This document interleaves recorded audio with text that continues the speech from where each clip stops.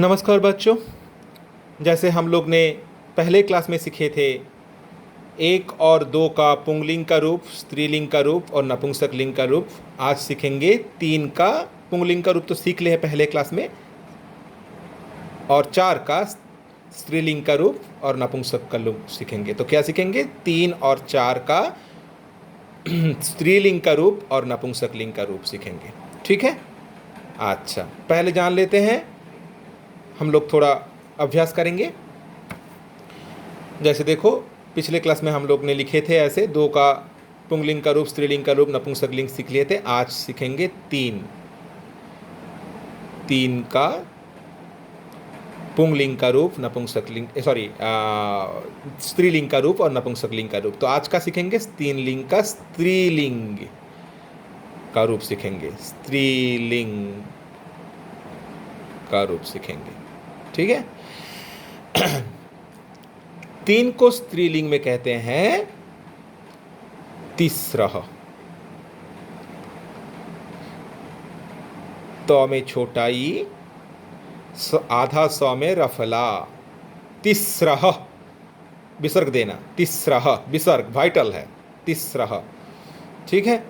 और नपुंसक लिंग में सीखेंगे त्रीनी, आधा त में रफला, बड़ी अण यानी मूर्धन्य, उनमें छोटी ई। ये है आपका रूप। तो त्रीनी ही, सॉरी पहले आते हैं स्त्रीलिंग का, तीन का स्त्रीलिंग का रूप है तिस्रः, तिस्रः। और ये है नपुंसक लिंग का रूप, ये है नपुंसक लिंग। ठीक है। अच्छा, तो नपुंसक तो क्या क्या सीखेंगे? तीन का तिस्रः। तो ले लेते हैं तिस्रः। अगर पूछा गया तीन, आज लेते हैं मालाहा। माला मतलब गार्लैंड, आप लोग जानते हो। ठीक है, तीन बालिकाएं लिए लेते हैं, तीन लड़कियों जो सीख रहे थे वही सीखो। किताब में है माला, एक सेम है बालिका की तरह आकारण। तीन लड़कियां, तो लड़कियां क्या है? बहुवचन का रूप है और स्त्रीलिंग है। तो क्या होगा? बालिका, बालिके, बालिकाहा। तो लिख लेते हैं बालिकाहा।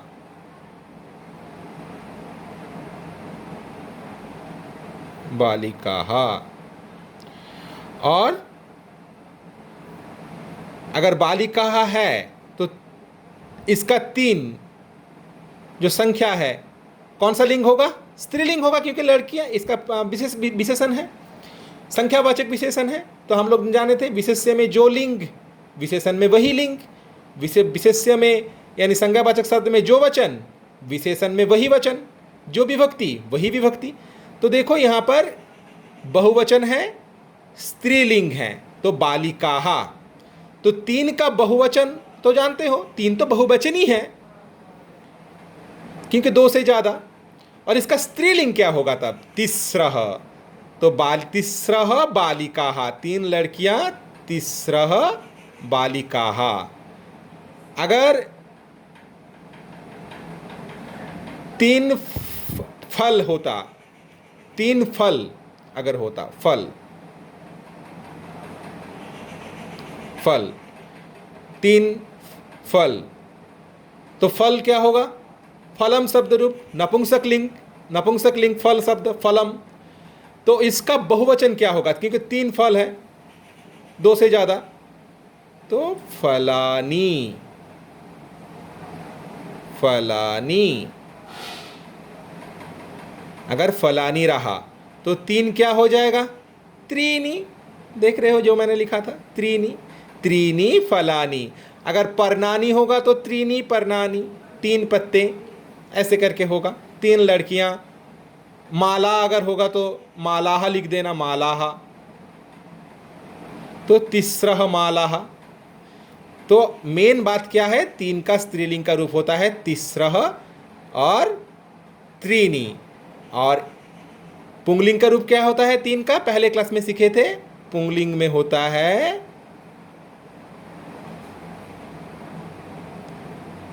त्रयः। ठीक है, पुंगलिंग में रूप होता है त्रयः, स्त्रीलिंग में रूप होता है तिस्रः, नपुंसकलिंग में रूप होता है त्रीणि। अभी आते हैं हम लोग 4। तो देखो लिख रहा हूं 4, यानी हिंदी में 4। पहले बताओ एक कौन सा वचन होगा? बहुवचन ही होगा, क्योंकि 2 से ज्यादा। सिंपल बहुवचन। इसका पुंगलिंग का रूप क्या सीखे थे? पुंगलिंग का रूप क्या सीखे थे? जानते हो आप सब लोग। ये वीडियो देखते देखते पढ़ना, पहले वाला वीडियो भी देखना, पहले क्लास का। चत्वार सीखे थे। आज सीखेंगे इसका स्त्रीलिंग का रूप और नपुंसकलिंग का रूप। तो 4 का स्त्रीलिंग का रूप होता है चतस्रः। जैसे 3 का 3 होता है तिस्रः, इसका होता है चतस्रः। स्त्रीलिंग का रूप होता है चतस्र। और नपुंसकलिंग का रूप क्या होता है 4 का? चत्वारी। चत्वारी। अच्छे से स्पेल करना। च त आधा स में रफला विसर्ग स्त्रीलिंग में, नपुंसकलिंग में च आधा त में व की आ की मात्रा, र के ऊपर छोटी ई की मात्रा। चत्वारी। तो 4 का पुंगलिंग में रूप हुआ चत्वारः, स्त्रीलिंग में रूप हुआ चतस्रः, नपुंसकलिंग में रूप हुआ चत्वारी। Simple, very simple. अभी कोई एक वाक्य लगा दो, जैसे 4 फल ना। पहले स्त्रीलिंग, तो स्त्रीलिंग का कोई ये लो, 4 लड़कियां। 4 लड़कियां। 4 लड़कियां। तो लड़कियां, बालिका शब्द क्या होता है? बालिका शब्द होता है इसका, जानते हो बालिका शब्द। एक वचन में बालिका, द्विवचन में बालिके, और बहुवचन में, क्योंकि 4 देखो 4 लड़कियां पूछा गया है, 2 से ज्यादा जितने हैं 3 4 सब बहुवचन का रूप होता है, सब बहुवचन होता है। तो बहुवचन में क्या होता है? सॉरी, बालिकाः, बालिका, बालिके, बालिकाः। तो अगर लड़कियां को लिख देते हैं बालिकाः, बालिकाः, तो 4 क्या हो जाएगा?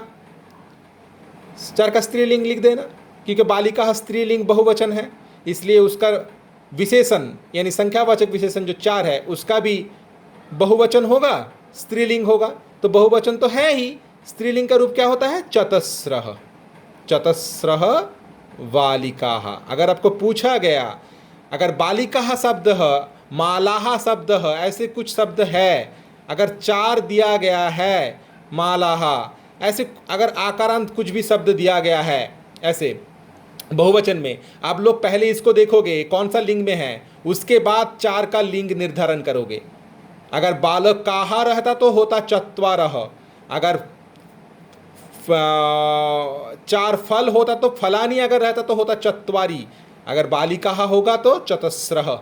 चतस्रः बालिकाः, 4 लड़कियां, क्योंकि ये लड़कियां जो संज्ञावाचक शब्द हैं ये है स्त्रीलिंग और बहुवचन, और 4 का स्त्रीलिंग और बहुवचन होता है चतस्रः। अभी देखो नपुंसकलिंग का चत्वारी का रूप देखते हैं। 4 का नपुंसकलिंग क्या होगा? पहले लिख लेते हैं एक उदाहरण।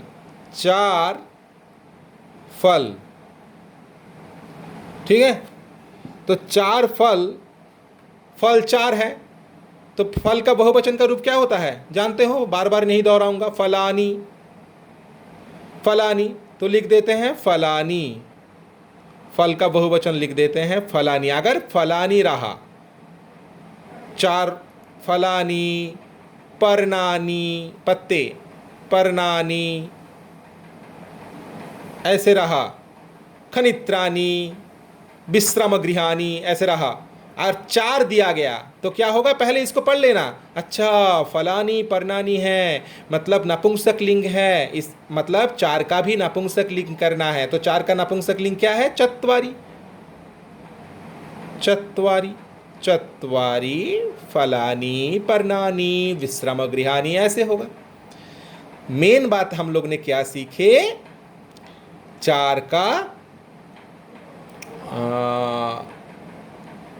क्या सीखे, 4 का पुंगलिंग होता है चत्वारः, नपुंस स्त्रीलिंग में होता है चतस्रः, नपुंसक लिंग में होता है चत्वारी। और 3 का क्या सीखे, 3 का पुंगलिंग